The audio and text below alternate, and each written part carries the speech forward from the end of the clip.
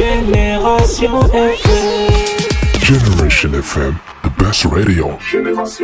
La communauté éducative de Djibonker a sacrifié à la deuxième édition de sa journée d'excellence initiée par l'association des ressortissants de Djibonker à Dakar, dont le président nous explique les raisons qui ont motivé l'instauration de cette cérémonie dans l'agenda de l'association. Dès que j'ai pris la présence de l'ARDM, donc avec le bureau dans la feuille de route, nous avons décidé quand même de contribuer à l'effort de développer l'éducation au niveau du village. Parce que quand on sait bien qu'il y a plein d'obstacles, plein de tentations, surtout que nos parents qui sont à Dakar, et dès qu'ils reviennent pendant les vacances, donc les jeunes qui sont là, ils ont tendance à abandonner les études pour pouvoir leur suivre.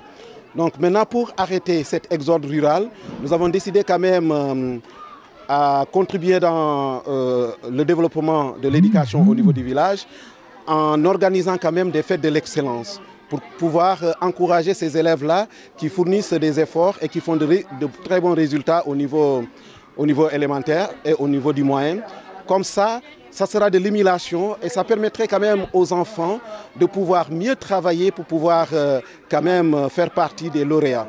Donc c'est en quelque sorte pour cultiver le culte de l'excellence au niveau du village de Djibonker. Une initiative qui ravit le principal du collège du village, qui s'exprimait aussi au nom de son collègue, le directeur de l'école élémentaire. C'est pour honorer nos élèves, nos brillants élèves qui sont bien illustrés dans leur travail, comme je l'ai dit dans mon discours.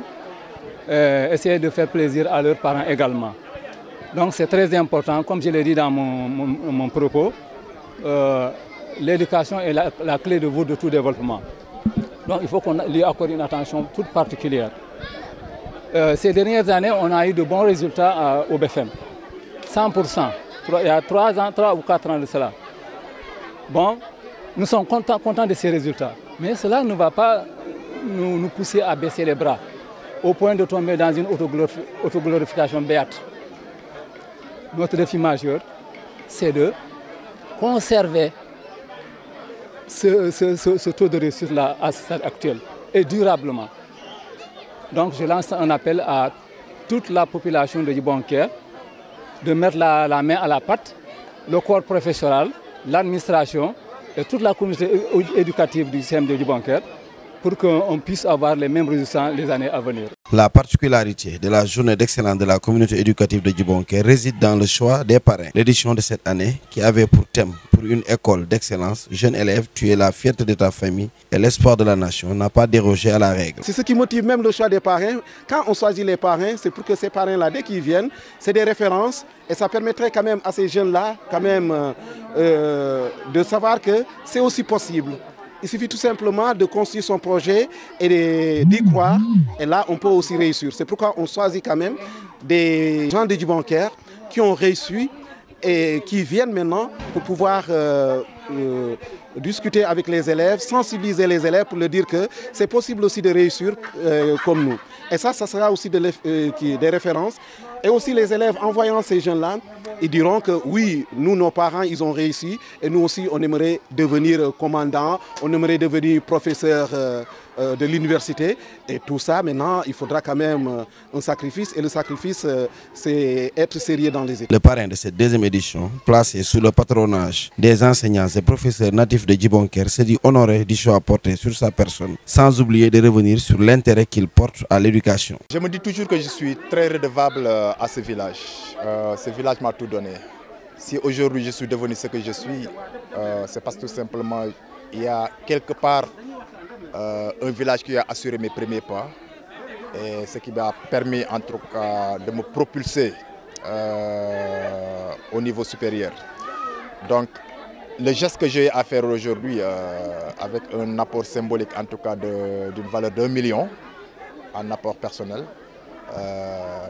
di ko xeeb en tout cas parce que c'est toujours pas suffisant en tout cas pour tout ce qui concerne en tout cas l'éducation.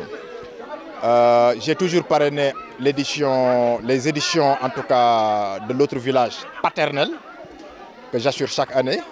Et si on me donne l'opportunité cette fois-ci de parrainer en tout cas cet événement pour mon village maternel, en tout cas je me sens très honoré et je ne peux pas exprimer encore une fois la joie que j'éprouve aujourd'hui face en tout cas à tous ces parents, à tous ces mamans, à tous ces cousins, à toutes ces cousines en tout cas qui encore une fois me rappellent que je suis encore dès l'heure, je suis leur fils, que je suis toujours le bienvenu chez eux et que je me permets en tout cas en petit roi voilà, de faire tout ce que je veux pour voilà, booster en tout cas l'éducation et le succès de mes petits frères et de mes petites sœurs.